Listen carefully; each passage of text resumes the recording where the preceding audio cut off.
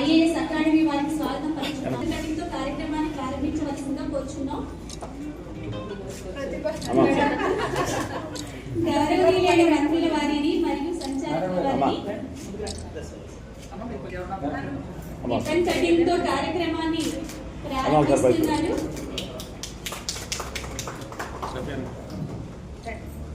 గౌరవనీయులైన మంత్రివర్యుల వారిని మరియు సంచాలకుల వారిని డాక్టర్ బిఆర్ అంబేద్కర్ ఫోటోకి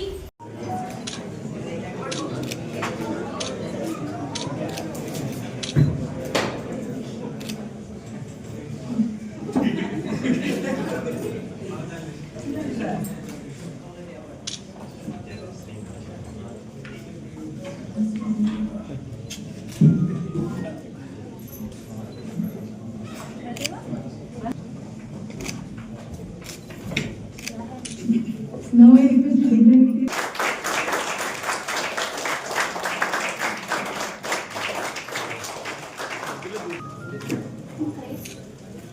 Now I welcome Judge Dev for a prayer song. Prayer song. Madam. Thank you. Prayer song.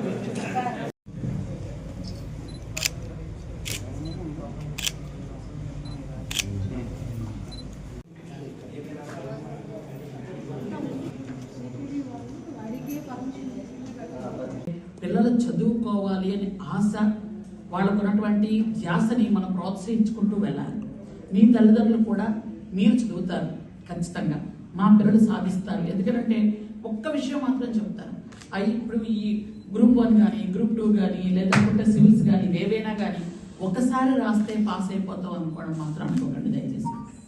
వెంటనే రాసిన వెంటనే అవ్వలేదు అనుకొని ఏదో డిస్కరేజ్ అయిపోవటం, ఏదో జాబ్కి వెళ్ళిపోతాం అనుకోవటం, అలా కాకుండా ఇంట్లో పేరెంట్స్ మనల్ని సపోర్ట్ చేస్తే ఖచ్చితంగా 2 సార్లైనా 3 సార్లైనా అది కొట్టే వరకు మన శిఖరం ఎక్కాలి అనేది మాత్రం చూసుకోవాలి. దానికోసం మనం ఎంత కష్టపడుతున్నాం అనేది మీరు ముఖ్యంగా ఆలోచించండి. కష్టపడాలి దానికోసం. ఎందుకంటే చాలా మంది 12 గంటలు 14 గంటలు కూడా చదువుతారు. మీకు నాకు తెలిసి 16 గంటలు చదవమని చెప్తాను అనుకుంటాను. ఎందుకంటే మా అబ్బాయితో డిస్కస్ చేస్తుంటారు ఎన్ని గంటలు చదువుతున్నావు అని. ఎందుకంటే చదవాలి. అంత చదివితే మీరు 10 మందికి రేపు సహాయం చేయగలుగుతారు, మీ జీవితం మీరు బాగు చేసుకోగలుగుతారు. ఎందుకంటే చాలామంది లీడర్లు ఉన్నారు బయట.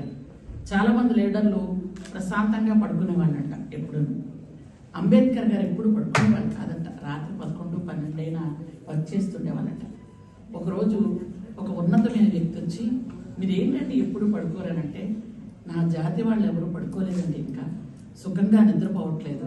కాబట్టి ఈరోజు నేను సుఖంగా పడుకుంటే మా వాళ్ళు పడుకోలేరు, కాబట్టి వాళ్ళు సుఖంగా పడుకునే వరకు నేను కళ్ళ నిండా నిద్రపోను అని చెప్పారట.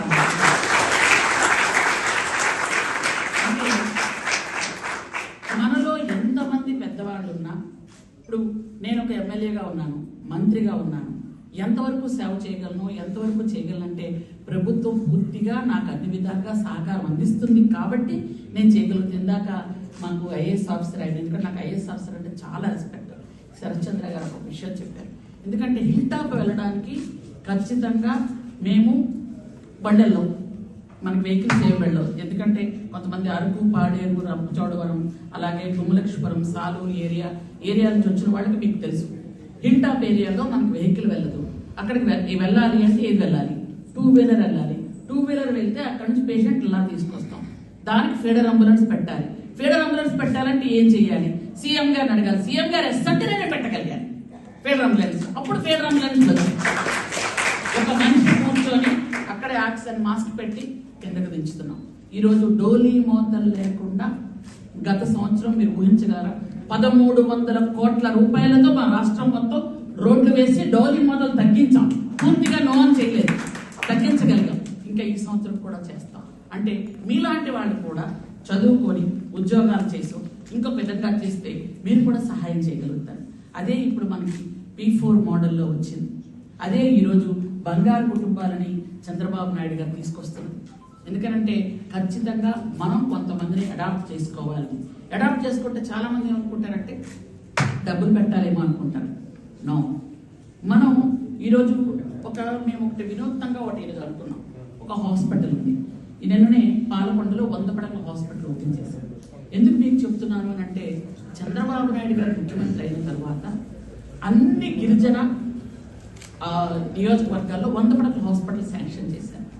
అది నిన్ననే పాలకొండలో ఒకటి ఓపెన్ చేసాం, నెక్స్ట్ మంత్ సాలూరులో ఓపెన్ చేయగలుగుతున్నాం.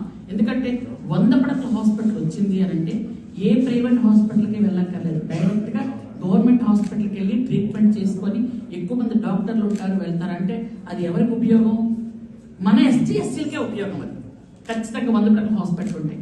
అలాంటి హాస్పిటల్స్ మనం ఈరోజు కట్టగలుగుతున్నాము అంటే అక్కడికి చాలా మంది వాలంటీర్లుగా వచ్చి మేము హెల్ప్ చేస్తాం అంటున్నారు. ఏ విధంగా చేస్తారు అని అడిగితే, ఒక పేషెంట్ నిరక్షరాస్యుడు, ఏమీ తెలీదు, హాస్పిటల్కి వస్తే ఎవరికి చూపించుకోవాలో తెలియని పేషెంట్ ఎలా తీసుకెళ్తాం?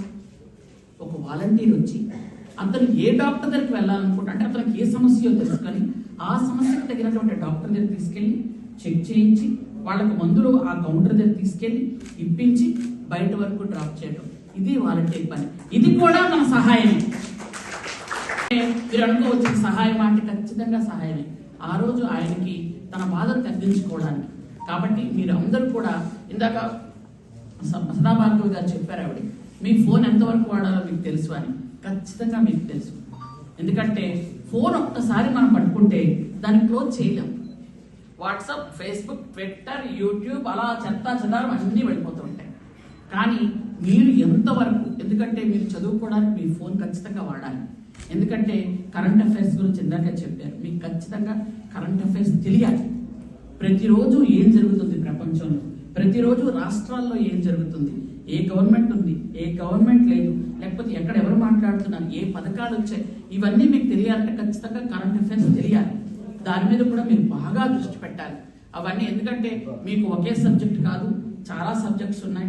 వాటిల్లో ప్రిలిమినరీ అని, మెయిన్ అని ఇవన్నీ ఉన్నాయి. కాబట్టి ఇందాక అమ్మాయి చెప్పినట్టుగా 4 నెలలు మాకు సరిపోదేమో అని అంటే ఖచ్చితంగా ముందైతే మీరు ఈ 4 నెలలు తీసుకోండి. మీరు ఎవరెవరైతే ప్రిలిమినరీలో సెలెక్ట్ అవుతారో వాళ్ళకి మళ్ళీ ముఖ్యమంత్రి గారిని అడిగి మళ్ళీ కోచింగ్ ఏర్పాటు చేయడానికి మేము అవకాశం ఇస్తామని